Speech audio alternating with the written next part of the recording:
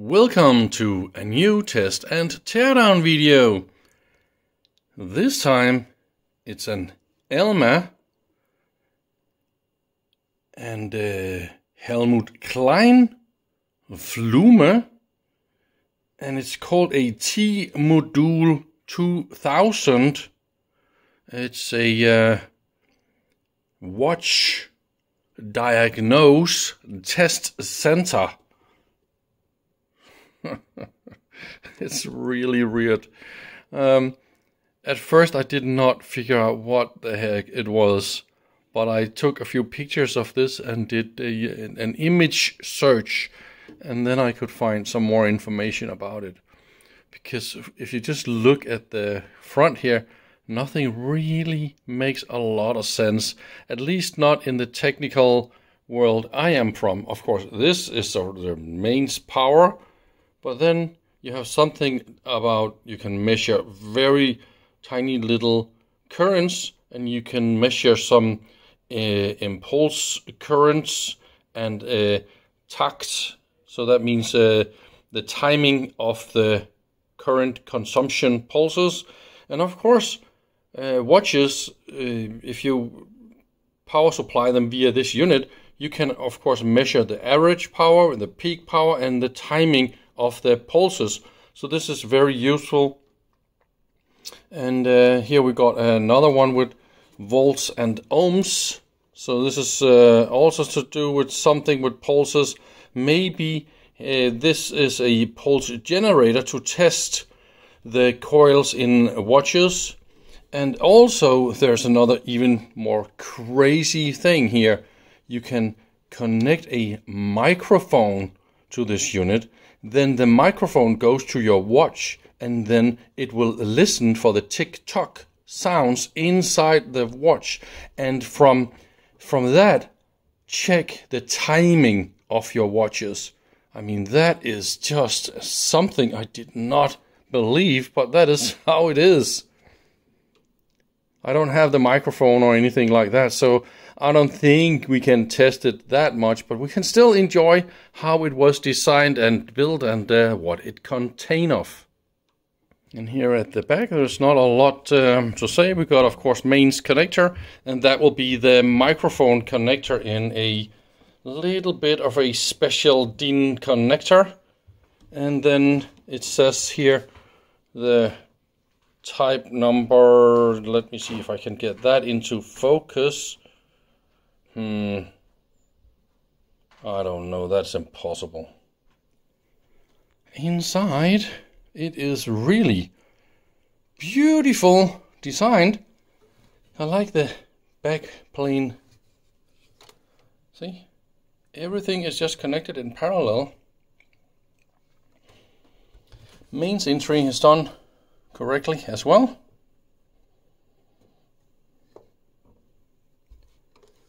So we got the power supply here. We can just,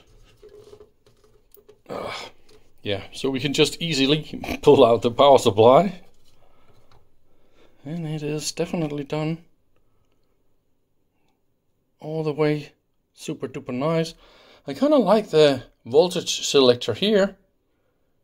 See, they even secured it so you can't do anything wrong.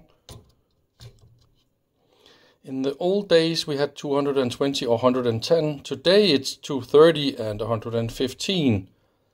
But the transformers, see, they're made for 120. So they can still be used today. And I think that will be the year 89. So let's look at the mains entry here. That will be those 2 points. Mains fuse. The only thing that I can come up with, they could have removed the pins around here, but since there are no solderings or anything like that, you still have legal isolation distance. As you can see here, they really try to do their very best for isolation distance. And anywhere else here we have minimum 3 millimeters isolated distance, and much more when it's non-isolated. So it's still legal today. brilliant. Yeah, I kind of like this. Definitely a nice power supply. So this is the current measurement and timing measurement unit, and you gotta love this. So it's of course full of CMOS ICs down here. Got a little bit of analog board up there, and this is of course the readout board. It's quite clear the circuit board here is done manually on transparent film and tape to do the layout, but you have to look at a very, very funny thing. So this is the driver IC for that LCD, and here a much smaller driver LCD and two other chips. Okay, so let's look from the side. Let's see if we can get some light down there, right? So we got the two LCD panels, and then we got the ICs underneath like that. And look what they have done to this IC. They have cut it smaller because they don't need all the segment pins from that IC. So I bet those two ICs, they are the same. One is a very big one and the other one is small, but it's the same IC, I bet. But that is something I have to see. Look at that. Let's chop the IC, and then we can fit in those two ICs down there.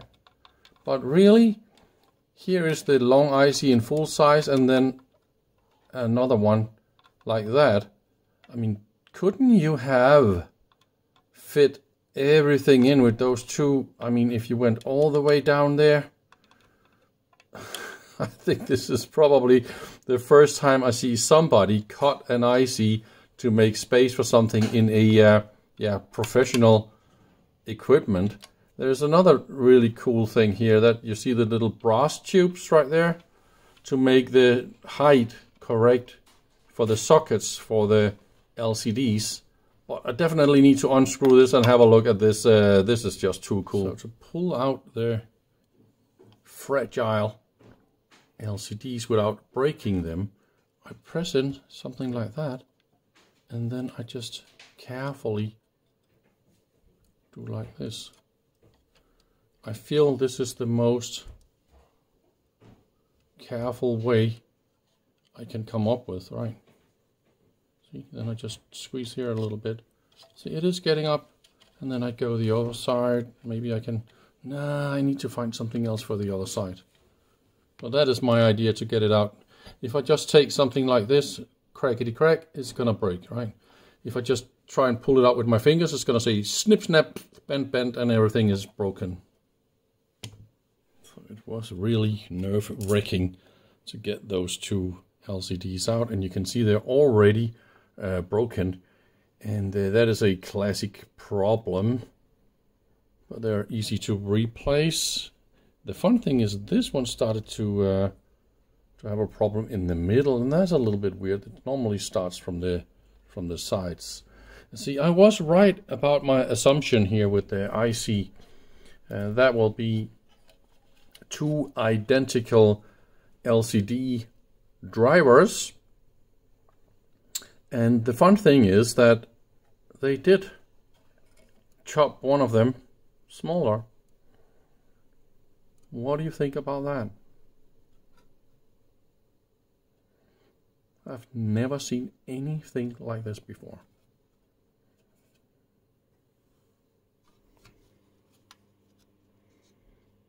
This is a pretty good way to stack circuit boards to get more space. You can do it in many ways. You can also do it like this, so it would be more flat. But they chosen to have it sticking up like this. The only little problem I see, that will be the length of the pins here. Makes it impossible to pull out this unit without removing the other unit next to it, because they stick out a little bit too much. So that's the only little thing. You just have to love the layout technique. You can clearly see it's done manual, by hand using tape on transparent plastic. Just look at all the tracks, how they just curve, and how some is made like in different angles and all that. This is just, I think it's a little bit late to see this kind of design technique, because I've seen all the IC codes and it looks like this is 88 or 89. So that will be how I date this unit. But you can still see they're doing this. And in the end of the 80s, we had really, really cool CAD software for PCB layouts. So why do manual layout? Maybe it's because this is just how they did it in the company, and they didn't want to go the new style. So this is the voltmeter, ohm meter, some voltage impulses. You can do a lot of different things. It can measure and generate things here. And you select the different modes, and you can dial in stuff like that, right? And, oh, you can even have a little speaker. How nice. I don't understand this IC test. Connectivity test, maybe? And again, it's using the same type of display. This one is completely intact, so that is really nice. Probably also the same driver we see here. And they're using another type of socket. And here there's also a screw to support that board, so that is a pretty good design. I see here, this is the 4070. So this is a counter that changes one output per clock pulse. So that is what they're using for the select. So you have this, and then you take these select pulses to a 4066. So this is an analog multiplex or an analog switch, just like a little relay, but made in a chip, right? So this one drives this, and then you select the different voltages, currents, and whatever you want to read out to your display without any microcontrollers or anything like that. So far I haven't seen any intelligent or programmable chips in this unit.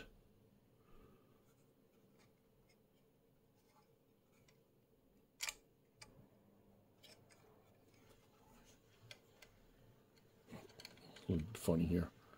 This is the lazy date layout. Really? So we're just using one little gate. Oh, this is a 4040. Okay.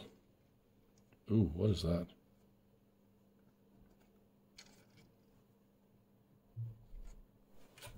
So this is the module most left. And what do you think here? This is probably the most impressive of them all. We got a lot of different select, read out this or that. So we can select some different crystals for 32 kilohertz or 4 kilohertz. We can check the motor pulses, yeah, all sorts of cool things. And select how many seconds you want the test to run or something like that, right? And look what I find, this one here. So this is an oven. So in here we have a crystal and an oven regulated heated crystal oscillator. So we've got some different trimmers here for the oscillator. And of course you need to have a super accurate and stable timing reference so you can test watches if they're accurate or not. I mean, that is just amazing. And what I think they're doing is they have the microphone. They put this to the watch, and then you have this tick-tock, right? But to amplify this and to figure out what is going on, what they're doing is they have, see, some crystals here. So I think they mix the incoming audio to a much higher frequency in the megahertz range. Here is a 4.19 something crystal, and they mix this and oscillate this up to a higher frequency. I mean, this is the only way they can amplify and detect something that is really, really weak for some reason. Why else would you do all this? I see all these ICs for doing that. Tons of counters. Yeah.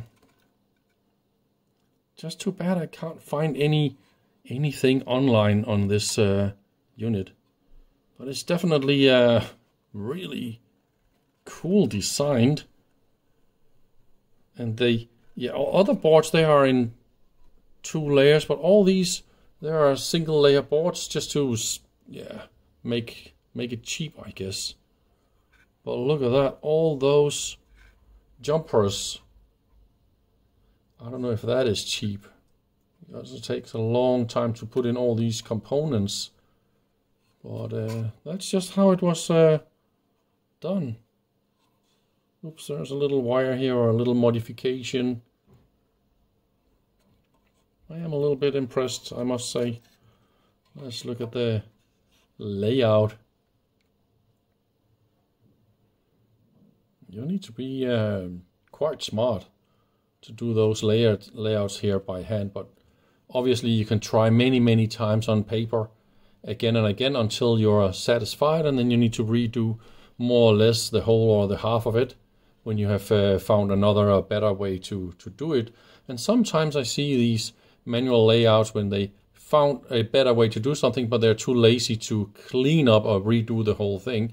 And then you can see some really funny things where they push wires really close to each other to make space for something else, but that space was never used or something like that. That is a classic way to do things. See, these wires, they go all the way far away, but then, oh, we didn't need that space anyway, so you sort of see it also here, right? Why would you do that? Because you don't want to know. Maybe you're going to put something else right there, right? That's just how it is.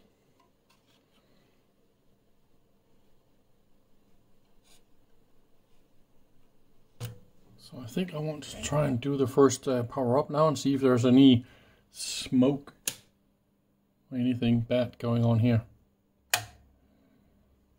It uses 16 watts.